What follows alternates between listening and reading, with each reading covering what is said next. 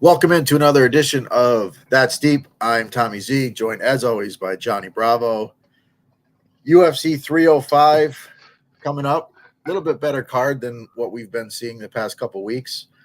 It's been a good couple of weeks betting wise, and I'm interested to see where you're out on a lot of these fights because I can make an argument for quite a few dogs here, and I'm not really sure where I want to go with a lot of these fights. So, coming into it, what are your thoughts? How you feeling? And how'd you do last week? Last week was kind of a roller coaster. Had the right fighter, just not the right method. So that was a rough one. Didn't do too many parlays, so that kind of hurt. And Herzog is probably the worst to ever do it. I mean, Damon Jackson took about 70 unanswered headshots, and the fight still didn't get stopped. So I was at a wedding, and I had my work phone and I had my personal phone. Both of them were dying, and I lost power like the beginning of round 2 of that fight, so I didn't get to see it, but I heard. Yeah, it was pretty much, if you've seen round 1, it was pretty much that all 3 rounds. Yeah, that's rough, man. Herzog. Yeah, but Herzog is the worst. Yeah, it's crazy. But what are your thoughts? Looking forward to this one. Looking forward to the main event. And me too. It's a good one. Yeah. All right, so we'll jump right into it as I get this fight pulled up here. Our first fight is a flyweight bout. We got Stuart Nicole taking on Jesus Aguilar. Nicole making his debut, strong wrestler. Looks like, most fights he looks to grapple, pretty good ground and pound. Decent on the feet, can be a little bit sloppy at times, but he's still young. Taking on Aguilar, who is also a good grappler. He does like the guillotine. He gets himself in bad spots a lot of times, though, going for it. He's willing to accept takedowns, but overall, his grappling is solid. His sweeps are pretty good. What are your thoughts on this one? Yeah, newcomer to kick the card off. This kid Nicole, going back, watching some of his fights. I mean, the kid looks pretty solid. I mean, good. Good takedowns, good grappling. Ground and pound is pretty vicious. I mean, and he's a credentialed BJJ, so he's got that in his back pocket if he ever wants to take it out. And overall he looks pretty solid. But he is the newcomer coming in here, so we don't know how he's gonna take the big stage too. This is a pay-per-view card, so that's gonna be interesting to see. Some of these guys, sometimes they have a great round 1 cardio dump, and then the other guy takes over. And Aguilar, he's decent. I mean, like you said, he's got good grappling, but he's definitely willing to give up like his positioning and let takedowns go and accept bottom position. He's got some power in his hands. I mean, as we've seen from the Shannon Ross, who just brutally knocked him out, but that's not really too hard to do. But I mean, the way he did it was kind of impressive. Yeah, it was a good shot. I mean, I think he's got I think his reach is only like 61 and a half maybe. So, yeah. I mean, but he does have some pop in his hands. But yeah, I don't know. I'm gonna think Nicole gets the job done here, just being the more sharper, younger guy ready to go in. I mean, kicking off the card. I think this is probably a setup fight to have him look good in his home country. Yeah, I think he probably takes him down, and I could see him. I mean, his ground and pound is pretty vicious. I could see him getting a knockout here. Yeah, see, I'm kind of torn on this one because if you're gonna bet Nicole, I mean, yeah, maybe you look for a finish prop because I don't like the line with the debuting fighter coming in. This should be the best guy he's fought. For betting wise, I think it's a dog or pass spot. I don't know if I'll get on Aguilar though, just because he does accept position too much, and he can get held down and controlled, and he can take some damage when he's on bottom. So I think Nicole probably is the side. But I think if I'm going to bet anything, I probably would put something on Aguilar just to see if he could pull something out. I mean, his guillotine's live. He does have good submissions. And his grappling is good. He does get taken down and he can get held down. But like I said earlier, he has good sweeps. He has good grappling overall. He is dangerous. He has a lot of subs on his record. So against a debuting fighter, I don't know. I feel like it's – go ahead. Yeah, I don't think he subs them. I think Nicole's probably too good. Probably not. But like you said earlier, you know, that cardio dump is big in the UFC debut. So that's kind of why I'm hesitant on him. Oh, really. I do think he's the better fighter. I think he's definitely got the better upside. But yeah, this might be a stay away spot for me. I will see how the rest of the week plays out. See how they look on the scales. But yeah, I think if I was going to bet it, I might take the shot on Aguilar. Yeah, nothing confident for me, but probably Nicole inside the distance, like at plus 200, maybe a KO. Yeah, if you can get plus money like KO's that. KO's plus 525. I mean, his ground and pound is pretty good, you know, and he gets to positions, and Aguilar is willing to accept positions. So if he gets to that right spot, I mean, I could see him just unloading. Yeah, I could probably be talked into a KO bet.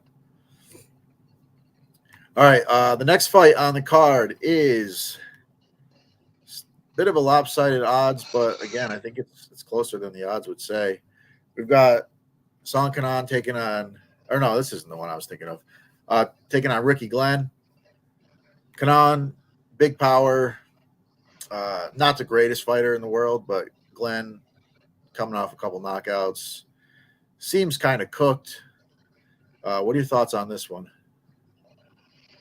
Yeah, this is kind of an interesting one here. I mean, like, is Ricky Glenn might just be dust. I mean, he might. Yeah. I mean, the chin just might be gone. I really have questions about the durability. I just don't know, you know. But you know, but then Canan, he's nothing to write home about. I mean, he's got decent power. I mean, he's got good striking, but I mean, kind of low volume, kind of, you know, not the greatest fighter, you know.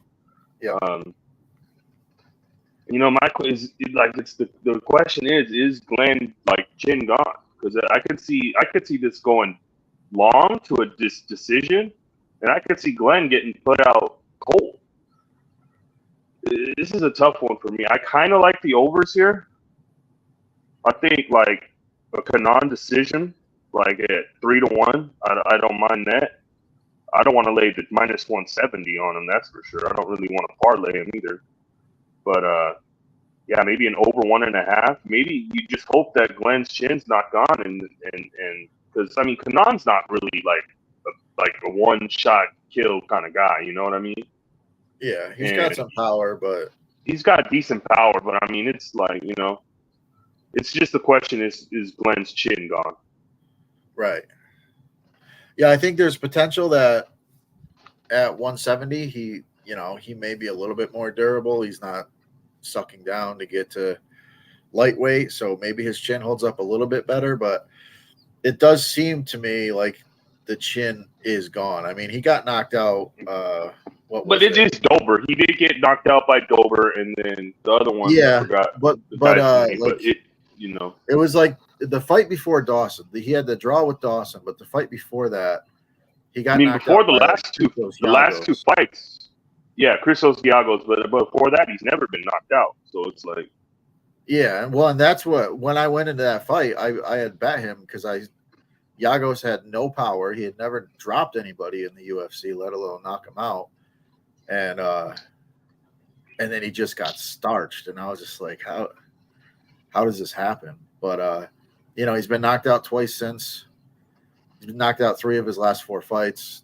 That's not great. I know Dober hits hard, so there's no shame in that. But the damage is there. It's he's taking a lot of damage. I think I'll probably have something song by KO if there's a decent number. I'm not sure. I don't have any props yet. I haven't seen any props for this fight. Well, for any fights, honestly. But I think songs aside, and I'm just going off the fact that I do think Glenn is probably cooked. Yeah, I got a funny feeling about this fight. Yeah, I get it. I mean, Song is not. He's not very good, bro. He's not a guy you want to put a lot of money behind. No, because I mean, what were his odds in his last couple fights? He's been big, like he's been like plus 300, plus 250. Yeah, he's been a pretty sizable dog. You know, plus 400, like, and now he's the minus 170 favorite. Like, but if he lands that shot, he landed on Gary. Yeah, I'm not betting Glenn, but I think maybe a decision here could be. Right. I could see it. It'll be sweaty for sure. But yeah, I mean, if he can take a few shots early, like you said, Song, you know, his volume's not super high. So if he doesn't get him out of there, yeah, it could go. I think he probably gets him out of there. But yeah, I think you might be onto something with the overs. So we'll see. It's an interesting one. Our next fight is, make sure I got it up. There we go. I mean, the odds on this fight are insane.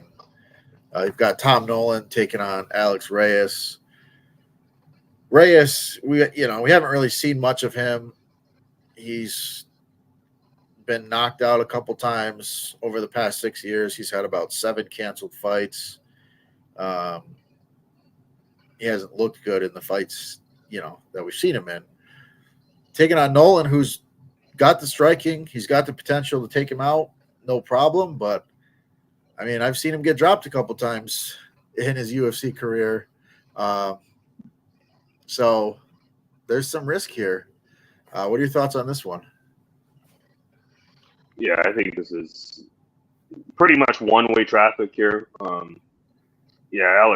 Reyes is terrible. I mean, yeah, what can you say? I mean, 2 fights in like the last 7 years or something like that. I mean, getting starched in every single one of his fights. I mean, he's just not very good. He's not UFC level. This is just like they're carrying him out here to bring in the Contender Series people. Like, this is, but Nolan, I'm not high on Nolan. Nolan did come in with a lot of hype, and I was kind of high on him, and then he gets sparked in his first fight, and then the second fight I backed him, and he gets wobbled and dropped, but then he ends up coming back and finishing the guy. I mean, he's got power in his hands. He's violent.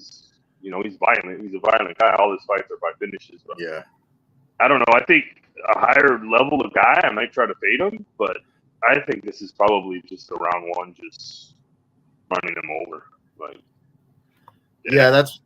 that's probably. But I thought, like, maybe can he survive 5 minutes? Like, and then maybe the Nolan round 2 KO would be the only way to bet this, because he's minus 1100. I mean, the under 1.5 is minus 260 now. Money's came in on the under. On the over. Money's came in on the over, actually, because the under 1.5 was like minus 350 yesterday. So there's been a little money on the over, which is interesting. So I don't know. Yeah. You really can't bet this fight. I mean, unless you get creative and take a shot. Yeah, I agree. I mean, I think Nolan obviously is the side by knockout. But yeah, going forward, I feel like this guy's going to be like a James Vick. He's going to beat up a couple guys that aren't really high-level UFC fighters, and then we're just going to see him get knocked out on a pretty consistent basis. He just leaves himself open too much. But yeah, I think Nolan by KO is the way to go. Yeah, if you can get maybe second round, that'd be great. But yeah, not much you can do. Yeah, not confident. It would be taking a shot at a price, trying to, yeah, exactly. Hope he can survive, but the confidence level there is low. Right. Yeah. I mean, Reyes just hasn't looked good. He throws looping punches that don't even seem like there's any intention behind them. Like I don't even know. He just has not looked good at all. It just seems like every time he gets hit, he's like wobbled. Like, it's crazy. Yeah. So, yeah, we'll see. But yeah, not much to do with this fight. I don't think I will touch it on a DraftKings perspective either. He's just too expensive. Probably scores well though. Yeah, I mean, but still, like, he's like what 9,600 for a first round. Yeah. Like, if he doesn't get it in the first minute, you're looking at 100 points.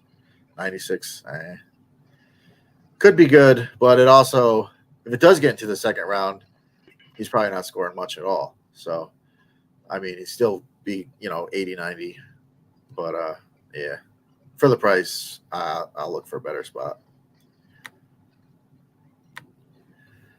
All right, our next fight is featherweight bout between Jack Jenkins and Herbert Burns. I've made a lot of money betting this guy to lose in round 2, Herbert Burns, that is. I probably will have a Jack Jenkins round 2 bet in this one as well. Burns comes out hot. He's got very good jiu-jitsu. He's dangerous. But, man, this guy has no gas tank whatsoever. What are your thoughts on this one? Yeah, I mean, how is this guy still getting fights in the UFC? Probably because his brother's Gilbert Burns. But, right. I mean, the guy gasses walking to the cage. Like, it's like, It's crazy. He's got about maybe 90 seconds of cardio, and then he's, like, ready to quit.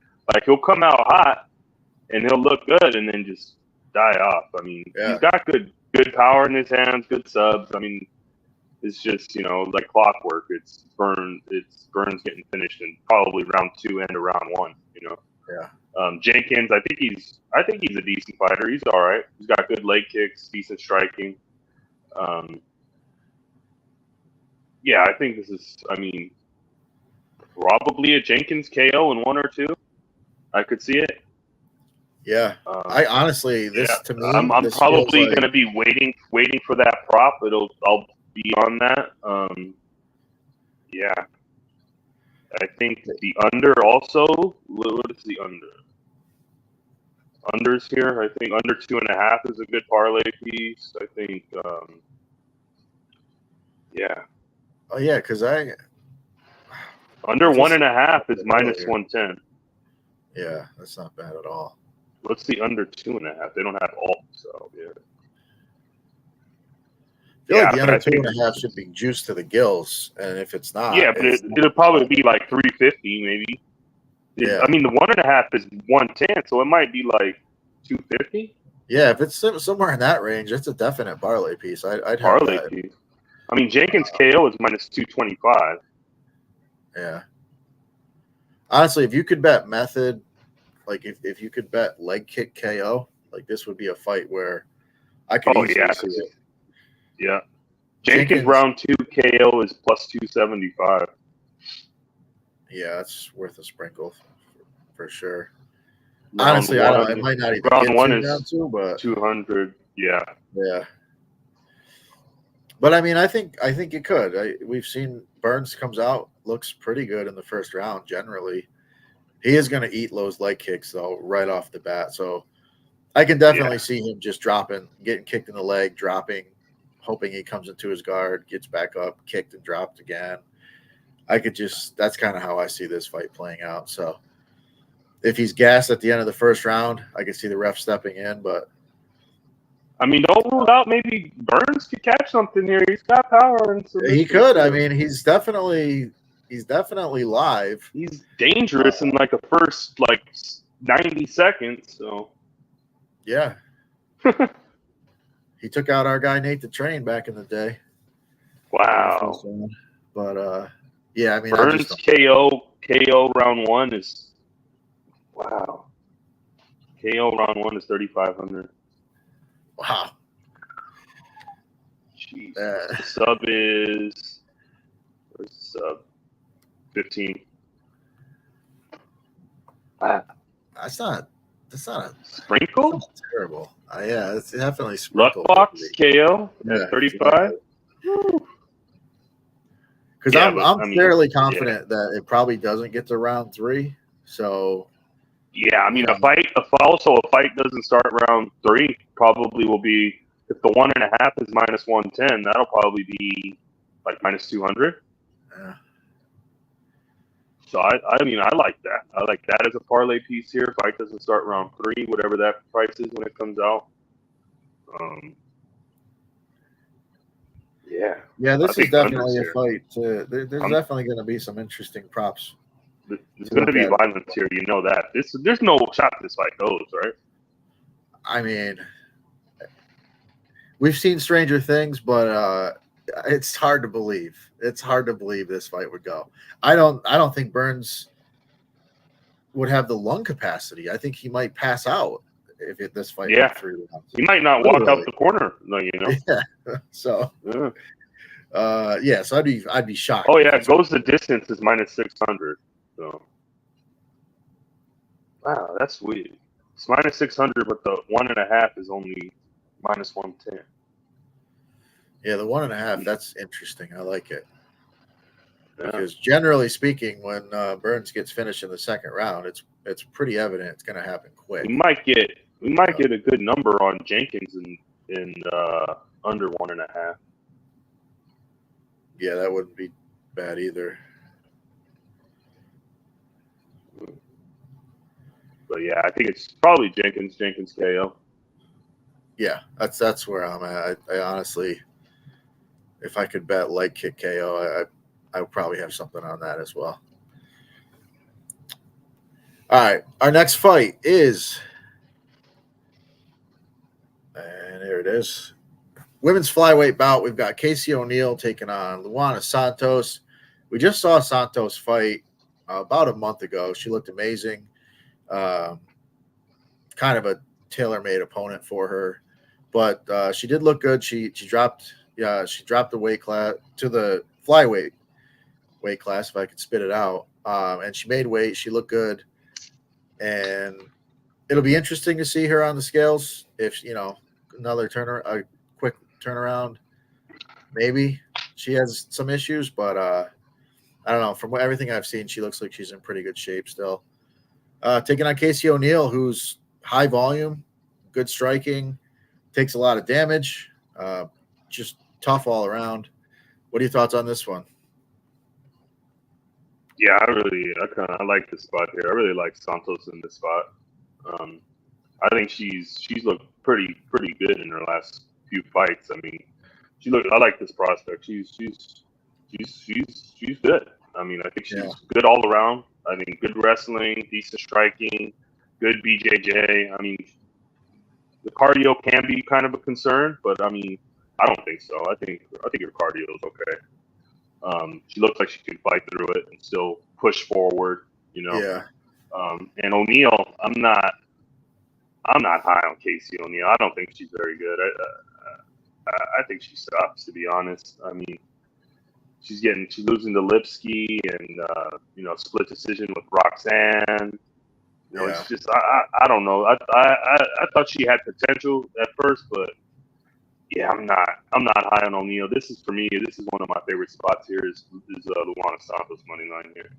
I'm glad you said that, because I'm hearing a lot of people on ONeal this week, and I'm like, I just don't. I'm not a fan of her either. I just think she's younger. I think she's younger. She's sharper. I mean, she's more, Yeah, that grappling. Her skills are just better all around. Those hip tosses, those takedowns. It's the judo throws. They're Going into that last fight, I did have in my notes. I was worried about her cardio late, but I knew. I mean, she was fighting Agapova, so I wasn't concerned.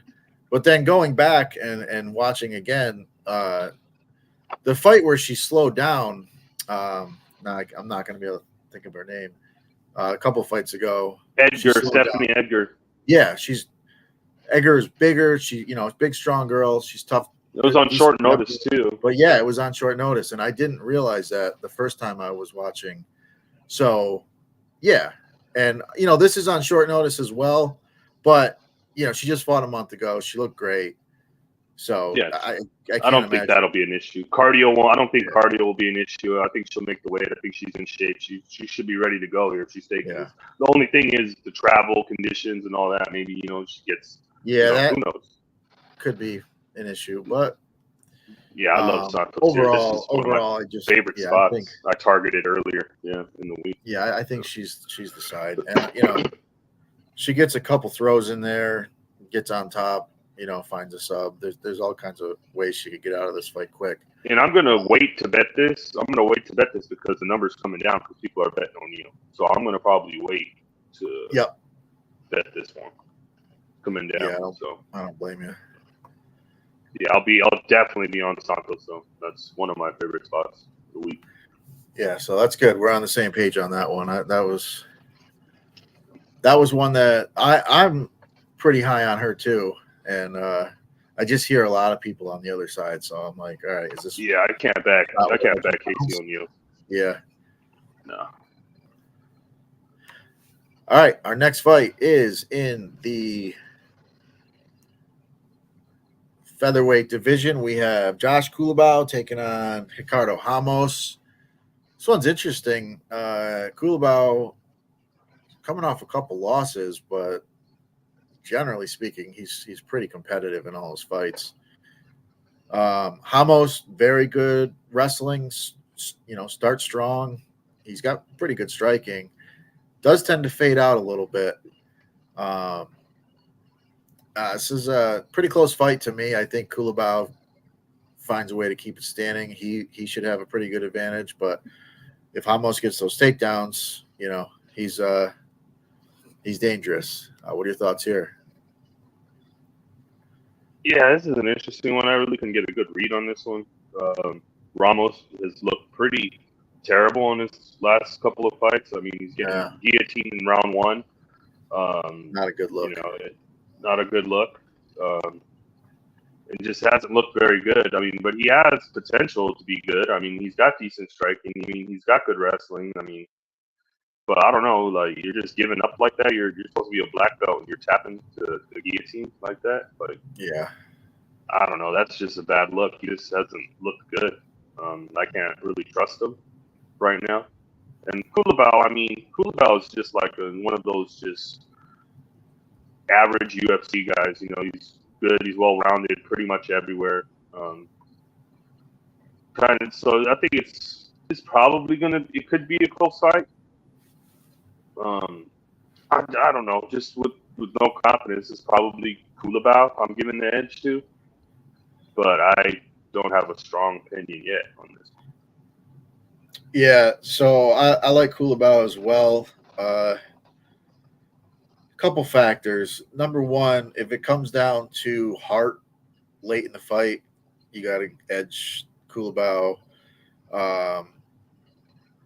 He is a local fighter, so the crowd probably going to be on his side. So any big moments he has, he's going to get a pop, potentially sway the judges. Just that fight IQ, man. Like, I don't understand how a guy with the grappling of Ramos can get guillotined in the first round in back-to-back fights against guys like Charles Jourdain and Julian. I like Arosa. Julian Arosa, yeah. Arosa's, he's got a lot of subs on his record, so it's not crazy, but you just wouldn't expect that from a guy with his level of BJJ and wrestling. So it's tough to back him because, I mean, we saw Culibao win by sub, what was it, 2-3 fights ago. So, he's live to catch something as well. But yeah, I like Culibao here. I think, Culibao over 1.5. It's probably live. I mean, I'd be shocked if another round one guillotine. That would be I'd be hilarious. Shocked. Oh, if that happened, bro, that would be. I would like that be would on the be floor insane. Like that would be insane. Yeah. But yeah, no, because I could see Ramos getting getting some takedowns early, or at least forcing him up against the cage, and having a good first round. I could see a potential live spot for Culibao, but yeah, I just think as the fight goes long, it's gonna be Culibao. I didn't really like this. Like, I don't know. Yeah, it's a tough spot. It really is because it's a tough one. I mean, honestly, like Hamas could come out and take his back and submit him in the first round, and I wouldn't be shocked. No. So it's an ugly spot, but I'm thinking if the fight plays out and it's a if it goes a little ways, I gotta side with Kulabau. All right, our next fight, we got a heavyweight slop fest on our hand. Got a Junior Tafa, who's a kickboxer, taking on Walter Walker, who looks to grapple and only grapple. He's not looking to strike at all. A part of me says Tafa's going to come out and just piece him up and put him away. And another side of me thinks, well, Walker does have good takedowns, and he could get this guy down. We saw Tafa struggle with Usman a few fights ago, got held up against the cage, got taken down and kind of controlled for most of the fight. Low level heavyweights here, man. What are your thoughts? I mean, Walter Walker looked so terrible in his first fight. I mean, he was just, I don't know, he looked out of shape. He gassed quick. He was slow, really slow. I mean, he just didn't look good from the tape that I saw from him, because I thought he looked pretty decent on tape before that. But, he's going to want to get this fight to the ground, because, I mean, Tafa has game-changing power in his hands. He could easily catch him and put him away. If this is on the feet, it's probably going to be Tafa's starch, But if Walker can get his takedowns going, it should be pretty easy here for him. If he can keep his cardio and consistently ground him, I think it's not hard to take Tafa down. I mean, and once he gets down there, he's not getting back up. So, I mean, it's just him being able to get inside and not get clipped, Yep. So, I don't know. I'm going to lean maybe Walker, money line, plus 110. And then maybe like a top of round 3 KO, it's like 10-1. Maybe Walker gasses the first 2 rounds wrestling, and then he just gets sparked in the third. Yeah, I don't know. And if you've seen the pictures of Walker lately, I mean, he looks like a totally different guy. I mean, the dude looks ripped and shape. Yeah, I don't know. That was one thing. This is what I want to see him on the scale. I want to see him on the scale, because if he comes in fat and overweight like he did, I'll probably be on. Yeah, this is one I gotta wait to see the scales before I bet anything. Yeah, I'm with you on that. That was going to be something I said. Like I thought he looked out of shape for his UFC debut. Yeah, but he looked terrible. What I've seen, he looks like he's in good shape right now. Looks like he's been training pretty hard. So, yeah, if he comes in shape, and I can expect him to have, a couple rounds of cardio, that wrestling can go a long way. Tafa, when he's on his back, he's just he might as well. I mean, he has no skill. Like he can't. He has his up game is not very good. There's no threat of a submission. So, I mean, this is definitely a fight we're going to want to see. We're going to want to see weigh-ins. But yeah, I think in a low-level fight like this, I'm not. I could see myself taking a shot on Walker, and again, an over prop with him. You just get a better price. I don't think he's finishing this fight in the first round. I think it. We saw in the last fight. But he's so bad. Tafa's so bad on the ground. I could see him getting into like a dominant position. Yeah, it's possible. Beating him down or getting his back and choking him or something. Yeah. So, I don't know, man. It's tough. It's an ugly fight. I think if Walker looks like he's in good shape, I'm probably going to bet him at least on the money line and see what we get. That's I agree. Really all I can say. But I may try to get a little better price, try to get an over in there somewhere, but we'll see. We'll see how it goes. All right, our next fight is in the welterweight division. We have Jingliang taking on Carlos Prates, who's Prates has big power, low volume, generally losing until he's not. Jingliang's never been finished. Well, he's never been knocked out. He has been subbed a couple times. So to me, this one is a little bit more interesting than the line would suggest. What are your thoughts here? Yeah, the Leech is back after he's been gone for 2 years. I mean, I like the Leech. I'm a fan of him. He's a good fighter. But how is he going to come back? He just had a terrible spinal injury. I think he had back surgery. Yeah, normally he's durable, but how is that surgery or the injury going to affect the durability? You know what I mean? Coming off a 2-year layoff, we really don't know.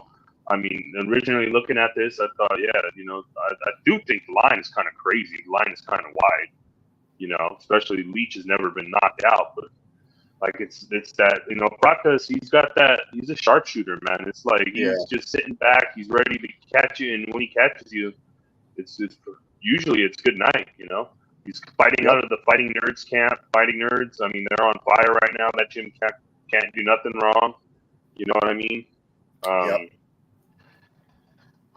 Ultimately, I think Prates probably gets the job done here, and I don't know if it's KO or can Leech, the durability, it's like you think Leech has never been finished, but watch Prates go out there and just starch him, No, it's tough to predict a KO against a guy who's never been KO'd, but there's always that. Well, there's not always that, but generally there's that first. And I think this is probably going to be a striking match, because I mean Leech can get takedowns, but he's his control isn't very good. Right. Yeah. So I don't know. I mean, I could see him going for some takedowns just to kind of switch it up a little bit, but yeah, it's tough. Don't know. I want to bet the Leech just because I do think, if he doesn't get starched, it's not going to be a high volume affair. Gets to the scorecards, who knows what the judges are looking at, and we know Prates doesn't have the best volume himself, so maybe a good live betting spot it could be.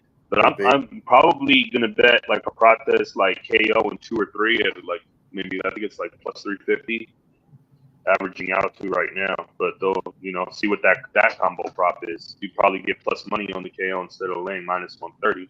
I think Leech can survive a round, and then maybe later on in the fight, eventually Prates will catch him.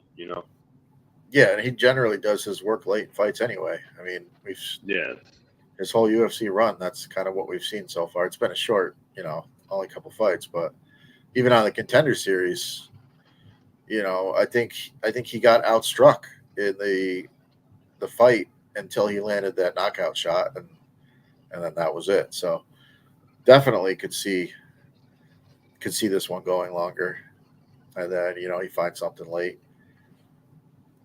Yeah, so I think it's probably Prates, but I do think the line is a little wide. Yeah, little wide. Yeah. So that'll be a good fight. Yeah, looking forward to that one. Yeah, I like the Leech. Yeah, me too. All right, our next fight is in the heavyweight division. And this one should be a fun one. We got Tai Tuivasa taking on Jairzinho Rozenstruik. Ty's been on some tough times lately. He's fought some pretty good guys, and he's always willing to fight, but it hasn't looked great lately. Taking on Rozenstruik, coming off a solid performance in his last fight. Dangerous striker. Both guys dangerous strikers. What are your thoughts here? Yeah, this is an interesting one here. I mean, kind of the rubber meets the road for Tuivasa, If he loses this one, it'll be like 5 in a row, I think. I mean, but you look at the level of competition he's fought. I mean, he fought two grapplers, Sergey Pavlovich and Cyril Gane. So, I mean, I really can't hold that too much against him. I mean, you know, because, I mean, the two grapplers, they have the advantage over him. And then Sergey Pavlovich, you get touched once and you're good night. And then Cyril Gane, who should have been probably the world heavyweight champion if he would have not fucking shot for a leg lock against Ngannou. So I really can't hold that, you know, against him. So I don't know.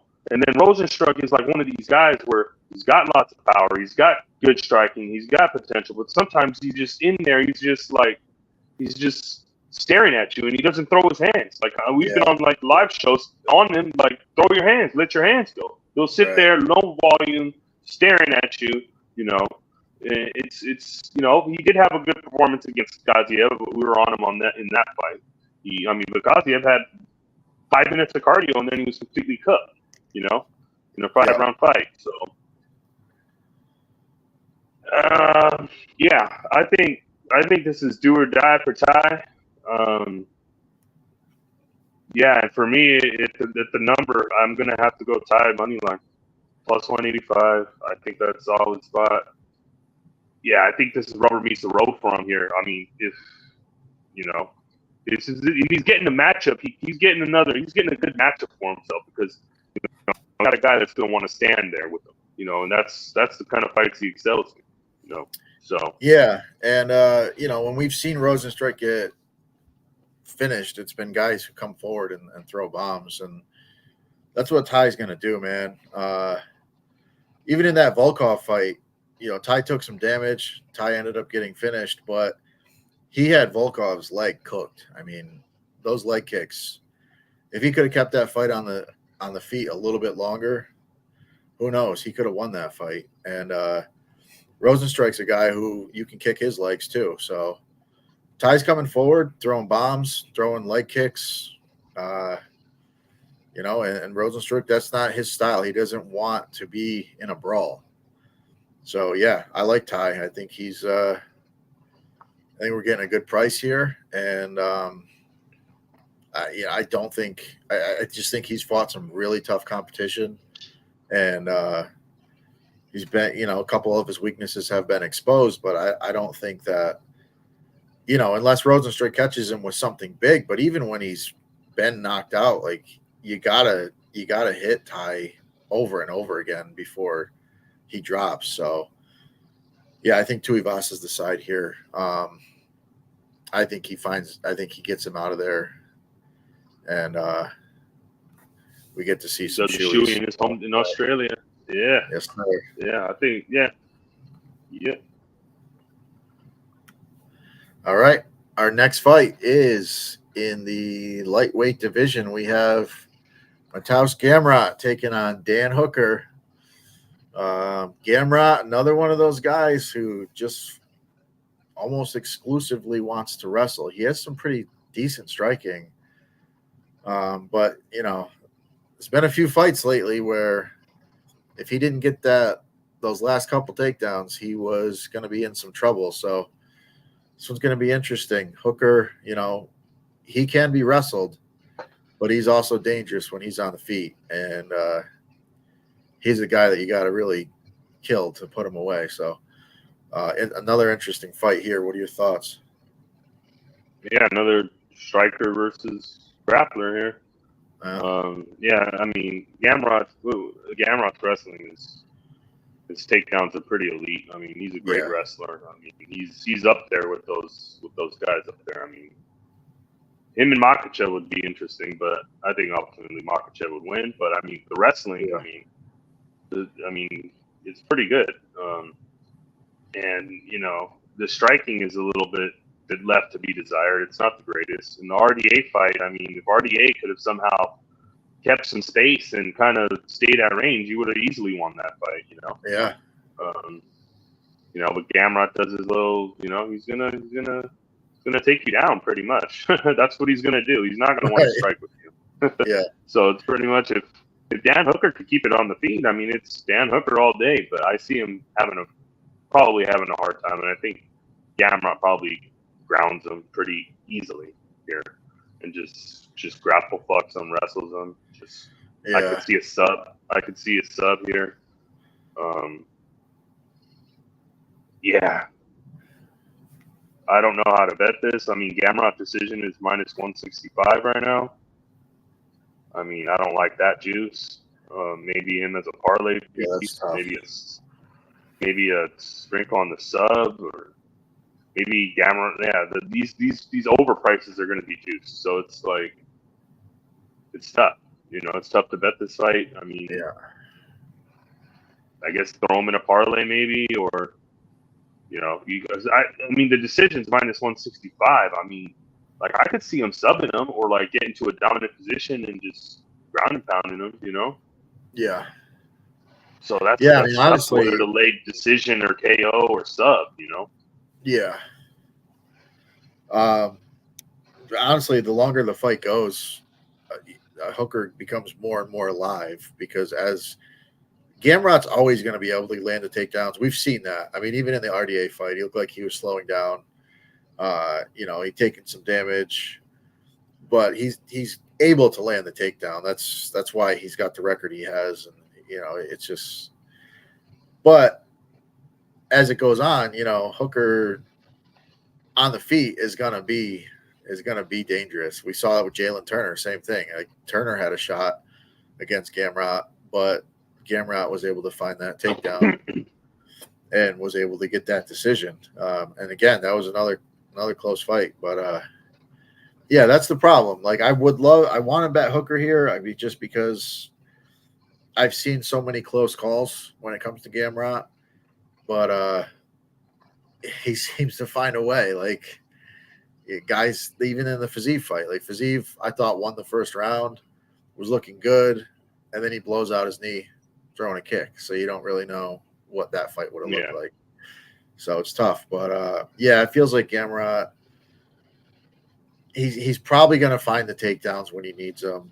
And as long as he lands some damage on the ground, a little ground and pound, should be enough. I do think his decision prop is solid, but again, at minus 160. I don't like laying juice that's the problem. At minus 160. Yeah, that never feels good. You're laying juice, and then he just gives up his back, choke. You fucking head and arm. Yeah, because I mean, we've seen the weakness of Dan Hooker has been against wrestlers. Now, Islam submitted him. It was on a month turnaround. It was all kinds of crazy stuff, and it was pretty easy for Islam. But there's potential that Gamrot can do something similar. It is tough. But I think Gamrot gets it done. It's just how to bet it is going to be the question, and maybe the decision line will come down. Yeah, potentially. But that's one I can see. But I can see people throwing that in a lot of people throwing that into parlays too. So I don't know. It's going to be. Yeah, I can't throw that in a parlay. It's going to be interesting. Honestly, I don't know what the. I'll probably the money line. I'll probably just parlay the money line. Yeah. I don't know what the plus 3.5 on Hooker is going to look like, but I could see him winning a round for sure, making that a close fight. Maybe. But I don't know, man. Hooker plus 3.5 minus 105. Yeah, I'm not really a fan of that either. Some plus money on that. Turn a dog into a favorite. Yeah, it's not ideal. I guess we both think Gamrot gets it done. It's just a matter of figuring out how you want to bet him. All right, our next fight is another good one. We've got a flyweight matchup between Kai Kara-France taking on Steve Erceg, two guys that look like they're going to be at the top of the division. I mean, Kai's been at the top of the division for quite some time. Erceg looks like a guy who's going to be there. He's going to stick around for a while. Both guys are really good. Urseg's got good power, good striking, good grappling. Kara-France, very good kickboxing, strong takedown defense. I feel like he got robbed in that last fight. Albazi. Albazi. Thought he could have won that one. So, I mean, the kid's the real deal. And I think this is a really good fight, close fight. What are your thoughts? Yeah, this is one I'm looking forward to. This is an interesting one. Urseg, I mean, since he's came into the UFC, I mean, he's looked really good. I mean, kid looked like he's going to be a stud for a while. You know, he's good, well-rounded everywhere. You know, good striking, good wrestling. You know, decent submissions. You know, just wish he had maybe a little bit more power in his hands. But I mean, he knocked out Max Schnell, you know, with one hit. But I mean, he has no chin. So right. Yeah, just the only thing is like the power. But I mean, I think everywhere else he's pretty good. And then Kai's a great fighter. I mean, he's well-rounded, good striking, good power. Hell of a now he has power. He has game-changing power. If he hits you on that right spot, you're going down. You know, that's one thing. You know, but Urseg, I think he has a chin. I think he's got a pretty good chin here. So I don't know. Maybe Kai can catch him. You know, but Kai can also be. It's hard to take him down, but if you get him down, you can get controlled. Like, you know, in his last, what was it, the Albazi fight, Albazi got his back pretty good, you know, but he's hard to submit. You know, that he had to fight off a lot of rear naked choke attempts in the Bonserine fight, you know, and then ultimately finishing Bonserine. And then, you know, I could see Ursay maybe getting his back and maybe getting a sub. But I think Urseg here. I think I'm going to go with Urseg to get the job done. Just being the more momentum, the more sharper guy. I think he can still get better. You know, Kai coming off injuries. We don't know how he's going to bounce back from that. He's been off for a while, for a couple of years now. I think like maybe 16 months or something. Yeah, it's been a good run, or a little bit of time off. Yeah, about a year and a half. Yeah, so, you know, a lot of money's coming in on Kai. I mean, it was kind of big. Urseg was like minus 200. He's down to like minus 155. So, a lot of money coming in on Kai. I mean, I think it was a great fight. I mean, these are two well-rounded guys, but I'm going to edge Urseg here to be able to just be the more dominant in positions and maybe get a takedown and get his back, you know, and just being the better striker, the more sharper. Yeah, I agree. You have to watch out for that bomb, though, that Kai Kara bomb. I mean, it's never out of the question. Yeah. I think Urseg's just really good. I think he's well-rounded. He's got all the potential in the world, and I think he's the side here. I understand why all the money came in on Kai, you know, at nearly 2-1. Yeah, I feel like that line is just crazy. So it makes sense that the line has kind of shifted a little bit, and it is a close fight. I mean, it's not. I don't think Urseg's just gonna come in and steamroll him by any stretch. And Urseg's got really like slick, underrated like back takes. His wrestling is pretty good. Like he's, you know, and we've seen Kai susceptible in his last couple of fights to getting taken down. Getting his back taken. And I mean, the way Urseg transitions to the back is pretty smooth. Yeah, it is. I mean, if the fight's anywhere in a grappling situation, he can find a way to get to a position, which is a great skill to have. Even if he's the one that gets taken down, like his sweeps are good. We saw it in that Pantoja fight. He's active. You know, Pantoja's a great grappler. They had a lot of back and forth exchanges. So, I think Urseg's the real deal. I think he's the side here. And if money keeps coming in on Kai, that's great. Get a better price on Urseg. Yep.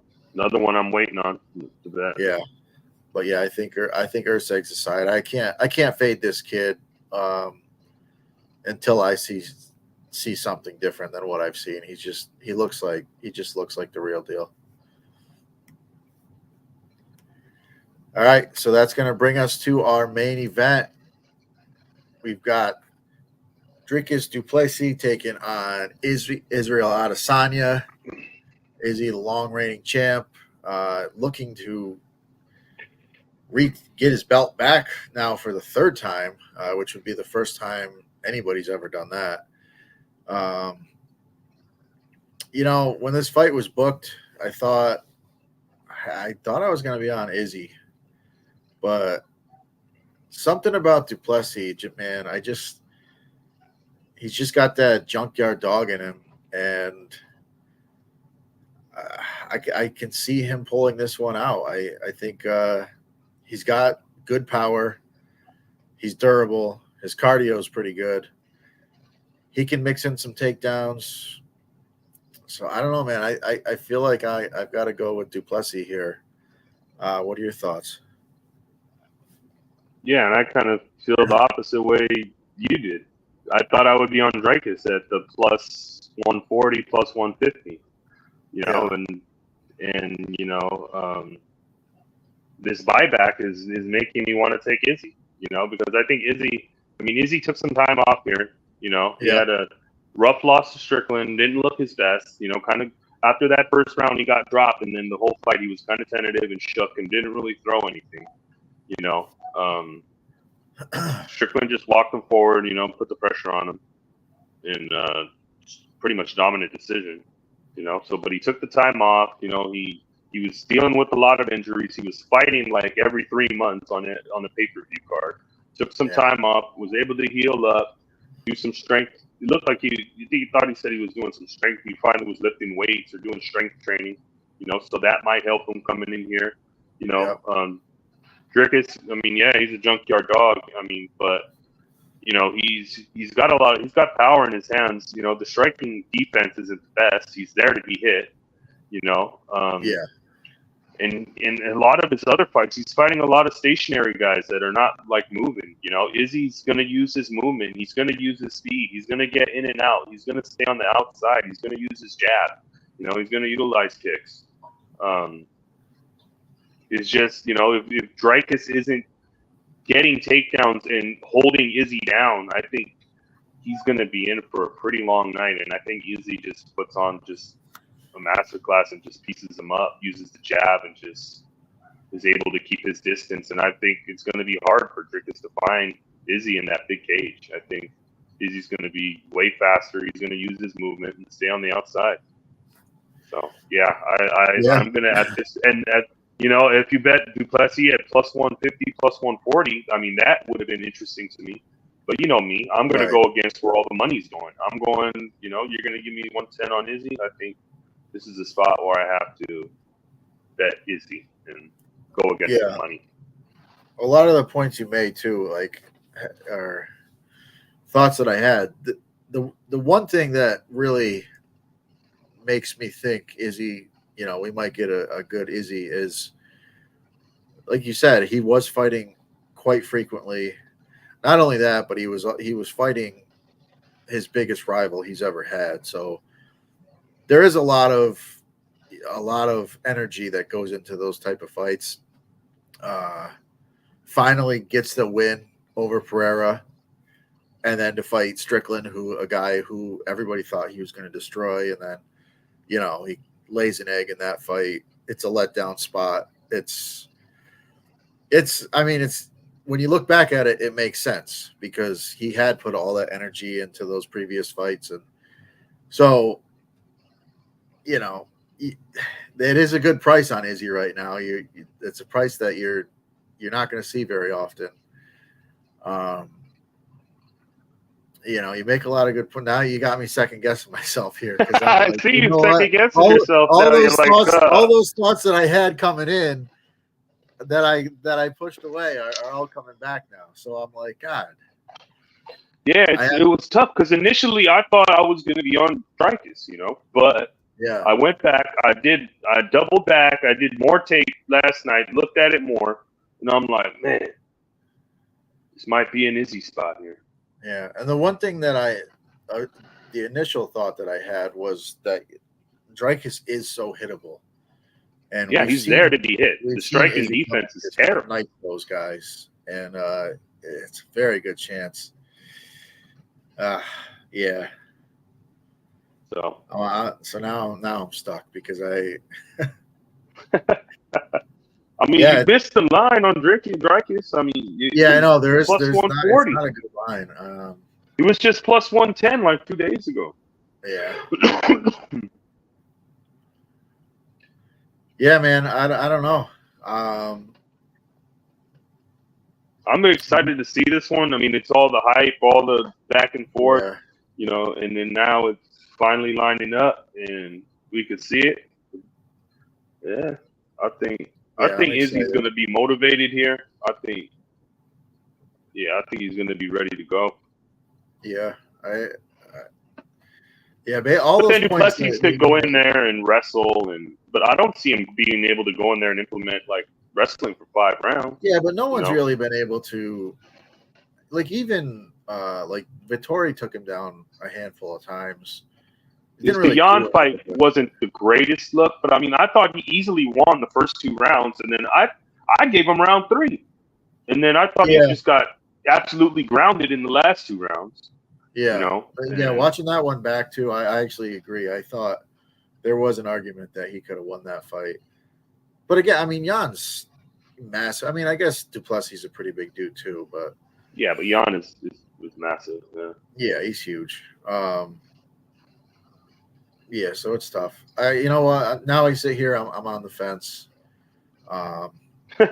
We talk it out. Now you're on the fence. Yeah, I mean, I feel like I was the whole time.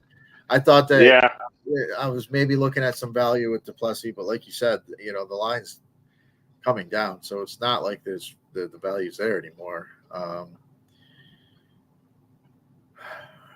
From a DraftKings perspective,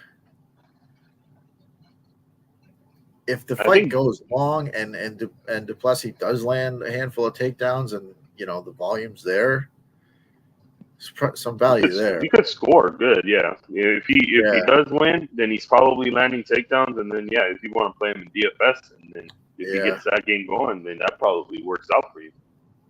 Yeah. So it's going to be interesting. I got to be honest. I usually like to give a side, but I feel like I'm honestly leaning Izzy now that we've talked, and I'm probably gonna be on Izzy once we get to Saturday night. It's just what happens.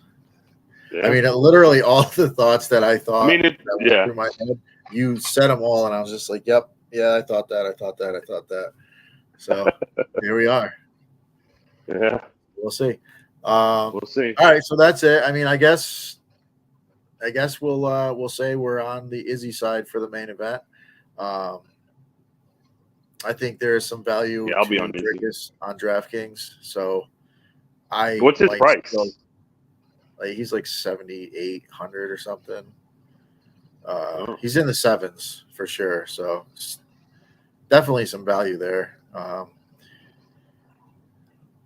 So I think I may still play him on DraftKings. And then I guess if I have a bet on Izzy, you know, I could go either way. But that's it.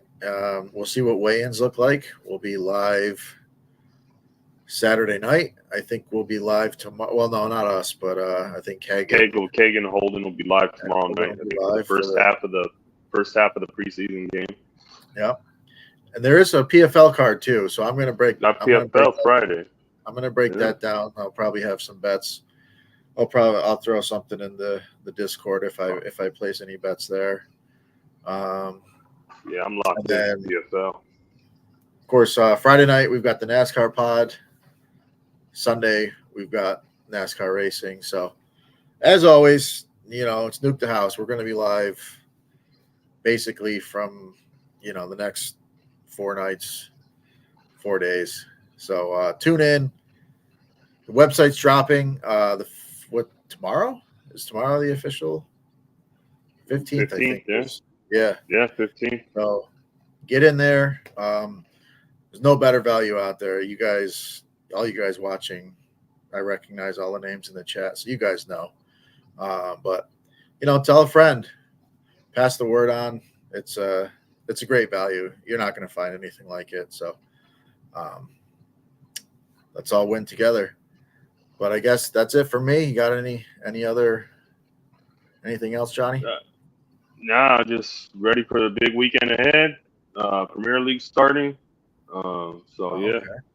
Big weekend ahead. Got Nice. PFL Friday, then the Premier League, and UFC 305. Let's go. Let's go. All right, guys. Thanks for watching. As always, good luck this weekend. All right, later.